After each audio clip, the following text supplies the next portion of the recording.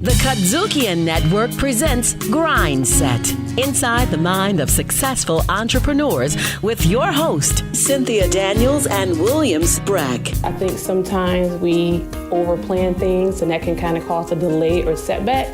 But I would definitely say dive in, get your name started, get your website up, get your business cards. But you're going to learn from a lot of amazing people what kind of pitfalls that they have, the challenges, but what really made them successful, what made them keep going. GRINDSET.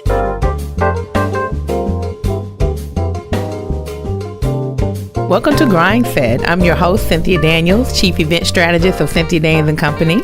And I'm your co-host, Williams D. Brack, Business Development Officer of the Asset-Based Lending Department at First Tennessee Bank. Well, today's guest, we have Maurice Hill, the founder of Makeda's Homemade Butter Cookies. He's celebrating 20 years in business, and these cookies are a staple in the Memphis community.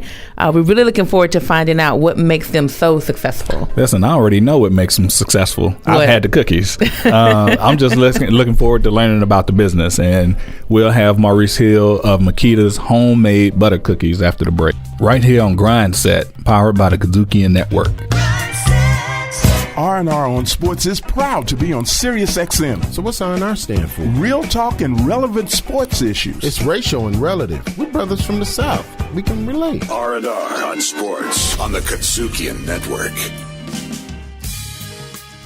As promised, we're with Maurice Hill, founder of Makeda's Homemade Butter Cookies. Oh my gosh, I'm getting hungry just saying the name of the company. I done just finished 4 cookies. So tell us, Maurice, what was the vision behind starting this company? Like, where did the inspiration come from? Tell us that story. When we was teenagers, my 2 brothers, and I'm from Stress, we was teenagers, and we used to get high. Yeah, we used to, and my grandmother, the one that gave us the recipe for the cookies, and she would say, I'd rather you smoke it in the house than to be outdoors. Yeah. Okay. And, we would smoke, and my brother would bake cookies. This is major key alert. This is very new. But Yeah, he would bake cookies, and he could never get it right. Yeah. But I wonder why.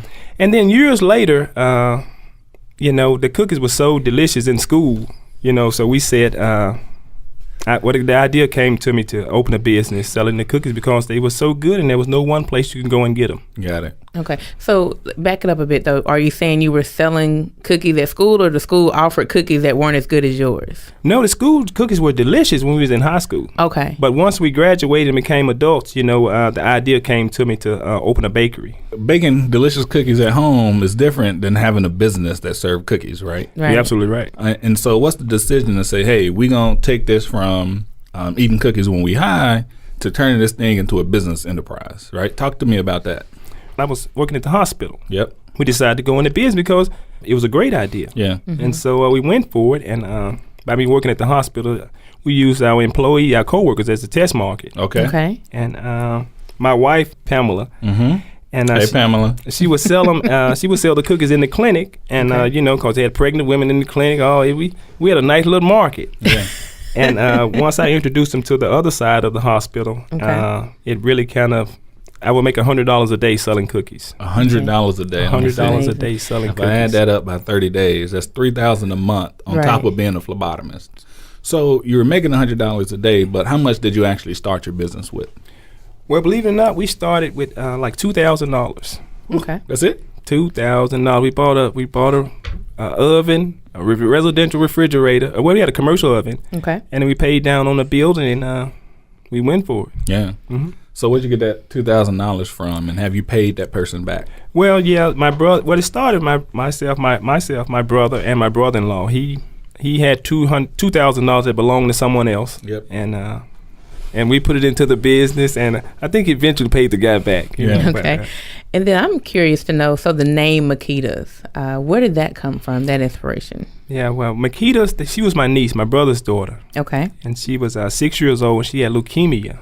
And she passed in 97, and we started in 99, and that's where we get our name from. Okay. When she was in the hospital, she told my wife and her mother, she said, why are these people bringing me all these presents and gifts? Mm-hmm. She said, they think I'm a dad on it. Oh, wow. She said, I ain't going nowhere, but don't tell them. And so for her to say that she wasn't going anywhere, Right. we felt like she knew what she was talking about. And so we celebrate 20 years this year selling cookies. That's incredible. And thinking of year one, what was that like for you guys? Well, it was great because I was selling cookies at the hospital. Right. You know?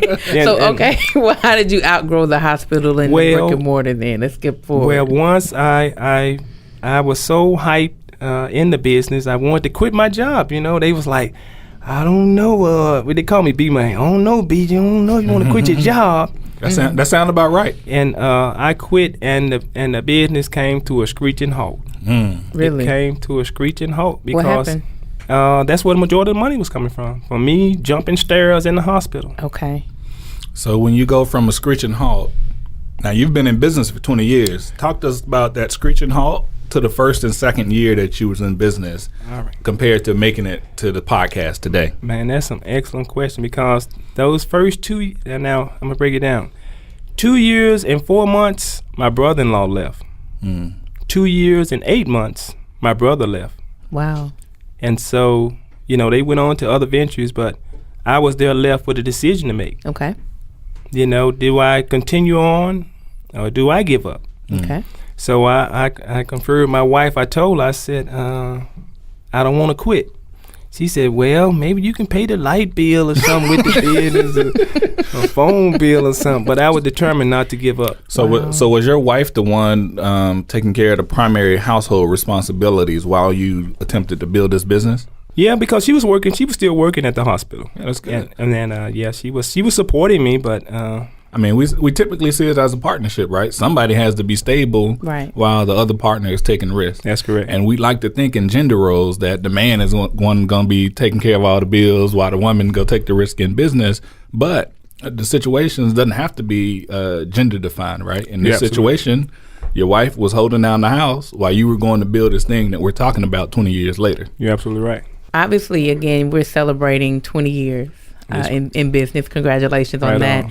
What year was it where you realized this could be a profitable business and really able to move forward? When the idea came to me, it was a profitable idea. Okay. You know, even though we hadn't baked our first cookie, the idea was a great idea, but it seemed like soon as they left, the next day. You had creative control. No. So they were holding you back is what you Listen, you're listening to GRINDSET on the KUDZUKIAN Network, and we're here with Maurice Hill, founder of Makeda's homemade butter cookies. Now, over the course of this 20 years, how many times did you quit mentally? Yeah, that's a great question because I am in business with my wife, and it seems like whenever I was down, she would inspire me, and whenever she was down, I would inspire her. Look at that. And so that's beautiful.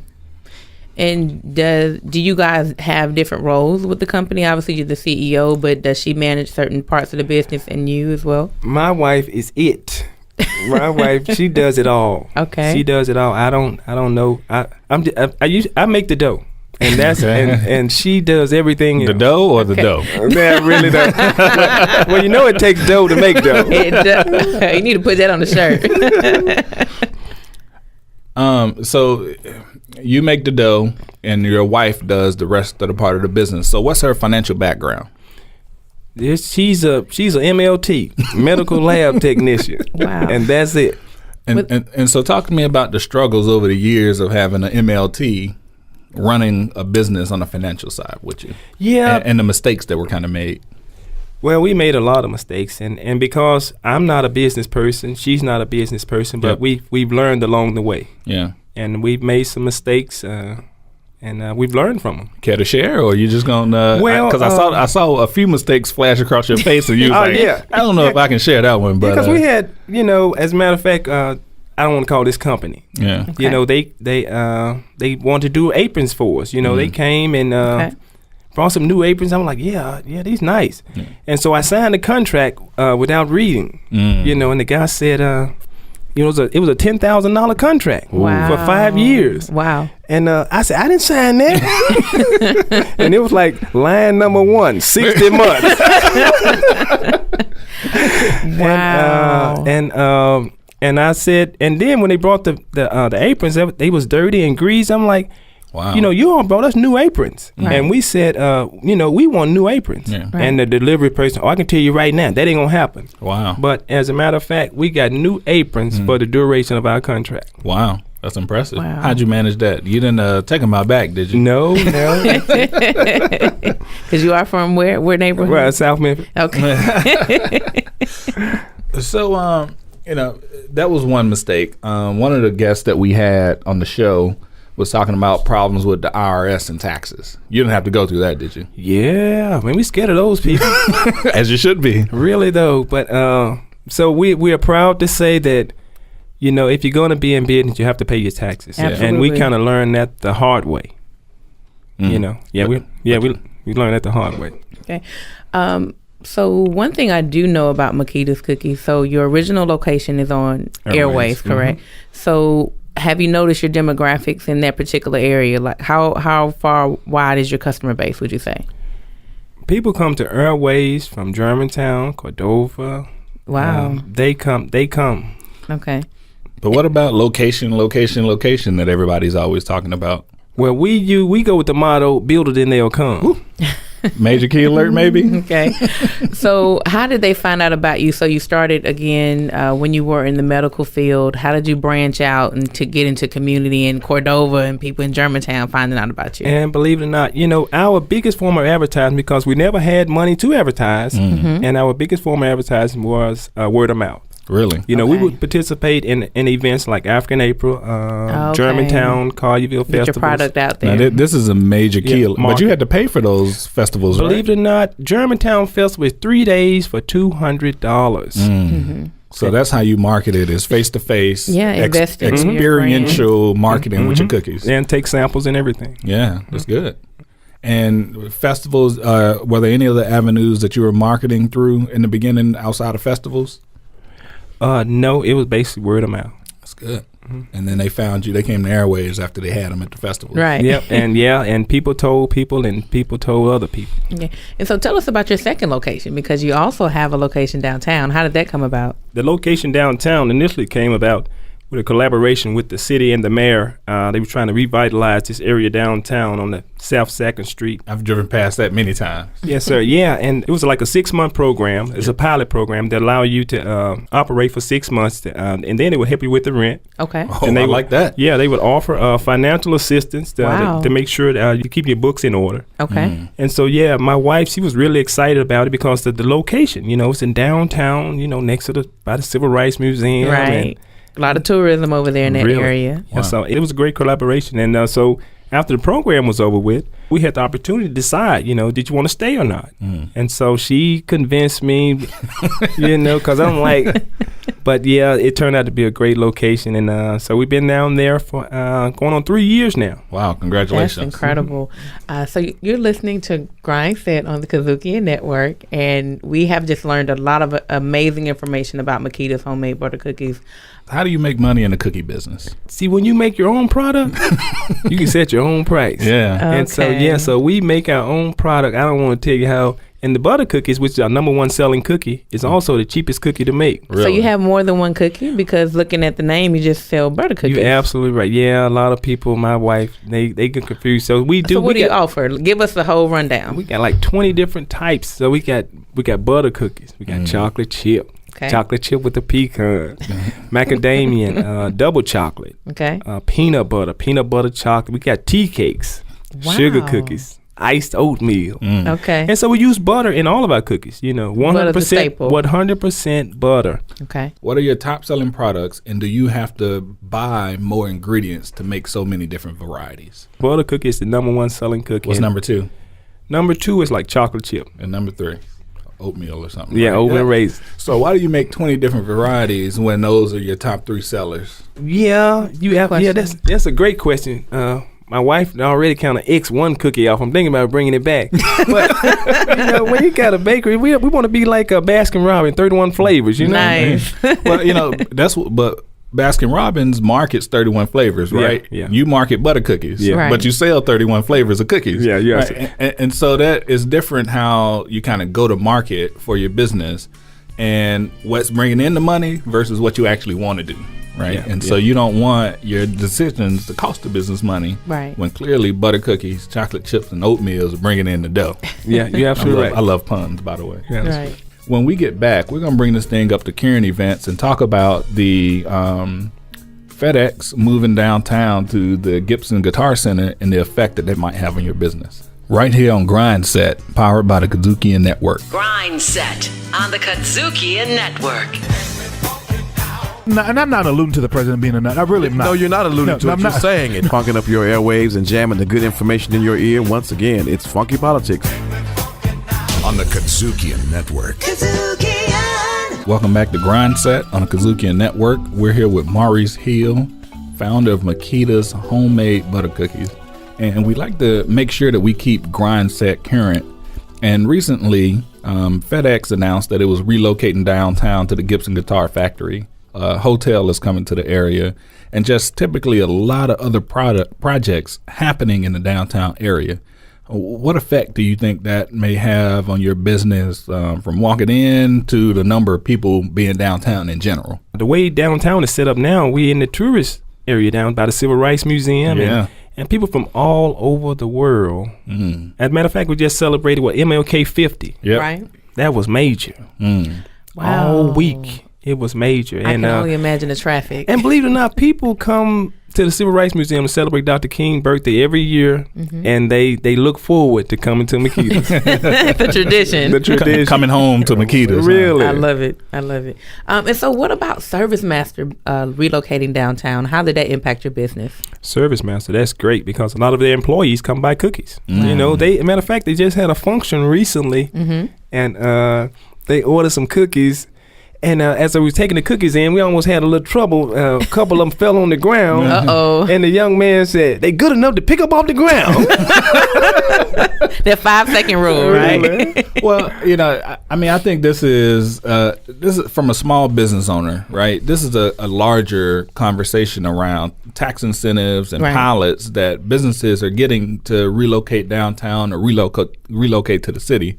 This is personally the first time I've ever had the conversation with somebody who's experiencing the quote unquote economic benefit of businesses relocating, right? Because we hear the politicians talk about it, but we don't actually hear the real life story of small business benefiting from these large corporations coming relocating to the area or relocating to the city. Yes, sir. I'm curious, with you now having 2 locations, do you feel like you're ready for a third? Was there, any kind of sacrifices in trying to make sure you can allocate enough for both locations? What does that look like for you?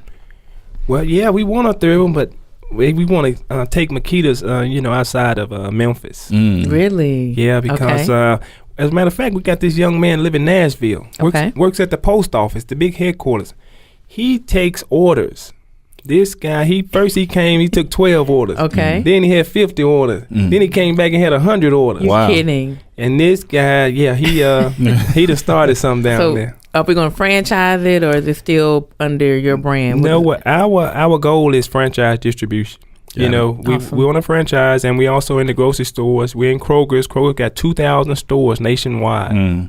And so that's okay. I've seen them at the Kroger's. How did that happen? Like, you got to give us that story. Right. You just try to blow You're just dropping it like we're in Kroger. There's no big deal. We're in Kroger. Yeah, that was major right there. Okay. We had somebody so-called trying to help us out. I'm gonna help y'all get in Kroger's. Oh, here we go. And that fell through. And my wife walked up in the corporate headquarters. They have one here in Memphis. Yep. Okay. And she said, "I want to sell my cookies in your store." Wow. And they said, "All right, we'll call you back in a couple of days." And my wife said, "I'll look to hear from you tomorrow." Oh, she meant business. She meant business. And, when I think about that story, I a couple of days before I had called my grandmother. Okay. And, she's that grandmother when she got to say, "What's wrong, baby?" You start crying. So did that person that's trying to help you get in Kroger, did that cost you some money? It attempted to cost some money, but it fell through. Okay. Yeah. Okay. But yeah, I called my grandmother, and as soon as she picked up the phone, I started crying. I said, "It's hard, Mama." Yeah. And the next day, Kroger called. Wow. Okay, so they called, but What was on that what's the receiving process? end of the call? I've never done business with Kroger. What's the process like? Hey, like I said, she walked into the corporate headquarters, and I want y'all to try these cookies, and I want to put them in your store. Yep. And so they said, okay. That's all she wrote. They called you back and said, we're going to put them in the store tomorrow. Is that how it works? They said, yeah, bring them on. So how do you produce that many cookies then to put them in that many stores? Well, as a matter of fact, they gave us 115 stores, which is the Delta region. Yep. Okay. That was like a giant to us. We were like, oh no. Yeah. Oh man, we started out with 5 stores. We gonna take 5. And we kind of grown and grown. Matter of fact, we left a couple times because it was kind of overwhelming. Okay. And so we've been in the grocery store maybe about 5 or 6 years now, and so it's growing. They're flying off the shelf. You're listening to GRINDSET on the KUDZUKIAN Network. We're here with Maurice Hill, founder of Makeda's Homemade Butter Cookies, and we're right in the middle of a lesson about growing too fast and taking on much more than you can chew. Right. So how did you adjust from 5 stores, right? And have you grown to the 135, or are you still at 5? No, as a matter of fact, we have a total of like 55 grocery stores. Yeah. Okay. And I think 35 of them is Kroger's, and we got all of Cash Savers. We have all of Super Lows. Yep. And so the deal is where we are now to get our equipment together to where we can mass produce them and put them in the 115s in the Delta region, and maybe the 2,000 stores nationwide. So are you baking all these cookies yourself, or have you licensed out the recipe for other people to bake them? No, we doing them ourselves. We got a team, and they going for it. And are you doing that out of the Air Rays location or downtown? Well, downtown, yeah, because it's like 3 times the size of Airways. Okay. And, yeah, so we mass producing in that location downtown. And how did you know who to hire? Because this is a family-operated business. And that's it. That's who we have in there, family. Okay. My son, he makes the dough, and I have my daughter, and yeah. So it's basically family, believe it or not. And so with 2 locations and 50 grocery stores, how are you managing all this inventory to be able to produce, to be able to meet your obligations to these places and reduce waste? Because you're dealing with perishable items, right? Yeah, well, the only thing we wasting is they burning cookies up in there. And so, yeah, that's what we going through. They not listening to the clock. Okay. Family's not listening to the clock? Really, though. Who would have thought? But, yeah, we're not, but, yeah, that's the only waste that we have. Talk to me. Why does the franchise model make sense versus selling the recipe for other people to make? Yeah, because our main goal over the years is consistency. Okay. And that's been that's it. Mm-hmm. That's why we still here. Because our main goal is to be consistent. But you run that risk via licensing or franchising, right? Because No, as a matter of fact, because if you once we franchise, we're gonna have us a factory where we make and produce our dough. We're gonna distribute the dough to you, and so you don't have to. Still don't know what's in it. Now you gonna do that in Memphis, or you gonna do that somewhere else? And see, that's the deal. We want a factory here in Memphis. Because people need jobs. You hear that, Mayor Strickland? Yeah, yeah. Makeda's Homemade Butter Cookies are looking to build a factory to produce their cookies right here in Memphis. That's an opportunity to retain and grow a local business. That's right. And so, how do you and your wife manage conflict? She has an idea, you have an idea. And how do we get to a resolution? It's every day. Ain't no resolution. Ain't no resolution. I just have to. She's it. She's she's older. Matter of fact, she's older than me. She's 11 years older than me. Okay. And they was looking at her like she was crazy. But that young guy, he ain't got nothing. Matter of fact, I didn't even have a car when she met me. I was walking. So she took a chance on you. Well, no, it's the way I carried myself. Okay. And so. You took a chance on her. Well, we took a chance on each other. Okay, that's the right answer. Really though. Okay. From a financial standpoint, are you still doing your own taxes? We just recently gotten rid of our CPA of 18 years, and so we're in transition right now. And so my wife, she's the CPA, she's everything. She's the chef, the baker, she do it all. Medical lab technician is now the CPA. Really though.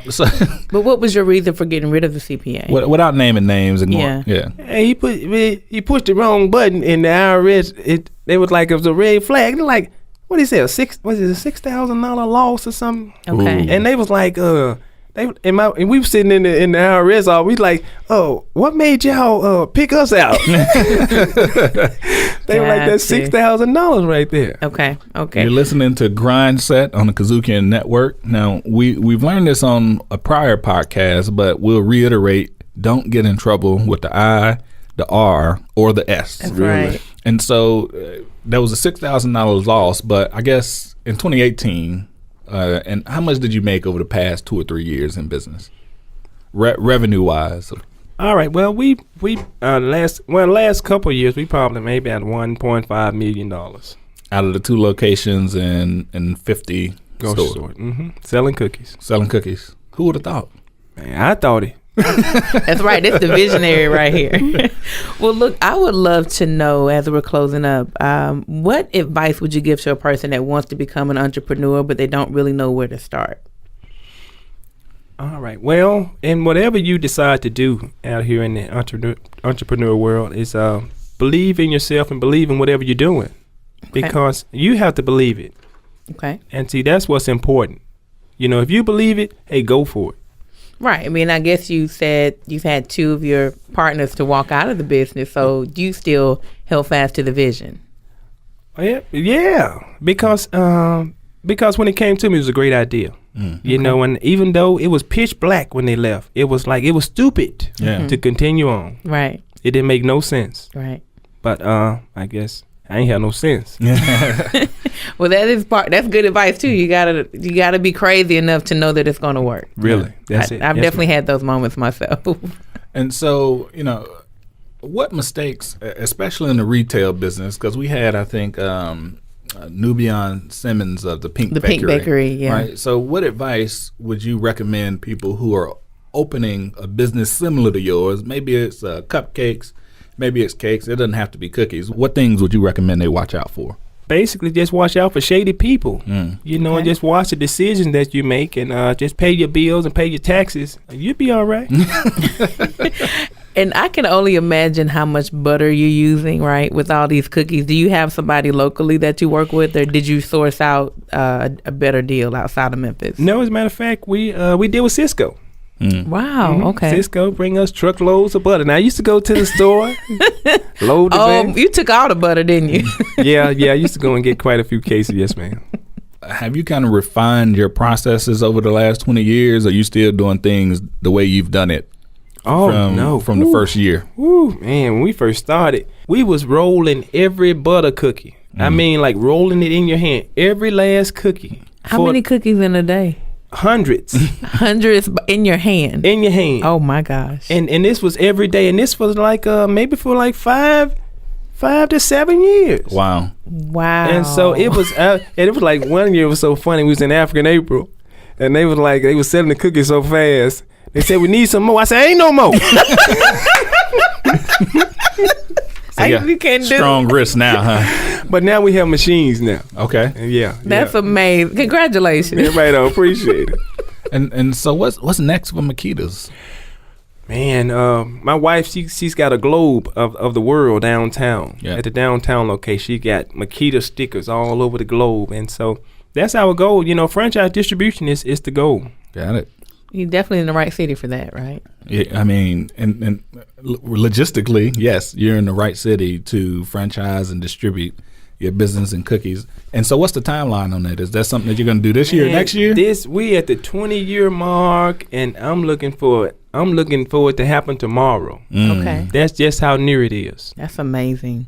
Have you celebrated the 20 years? No, as a matter of fact, we're gonna celebrate. We're gonna block the street off. We're gonna have a party downtown. We have free cookies, free banana puddings, and free lemon pies. But we need to know the date, right? When you set it up, so GRINDSET listeners can come out and celebrate with you. Right on. And then the last question, straight business. Like, what are the best days of the year for your products? The best days of the year. Well, the holidays. The best holidays that we have is. Christmas is huge. Okay. Then Valentine is a second Christmas. Yeah. And so I think though, and Thanksgiving is big. Okay. Mother's Day, Father's Day is not too big. That's how they do us. Really though. But we love the holidays. Well, this has been an amazing episode of GRINDSET, and we just want to thank you for your time. Let your wife know you did a great job. Right and we on. look forward to celebrating 20 years with you guys. Man, thank you guys for having me. Maurice, we appreciate it. Hey, my pleasure. I'm going to eat some more of these cookies. Right on. You're listening to GRINDSET on the KUDZUKIAN Network. R&R on Sports is proud to be on Sirius XM. So what's R&R stand for? Real talk and relevant sports issues. It's racial and relative. We're brothers from the South. We can relate. R&R on Sports on the KUDZUKIAN Network. Hi, I'm Maurice Hill, CEO of Makeda's Homemade Butter Cookies, and you're listening to GRINDSET, powered by the KUDZUKIAN Network.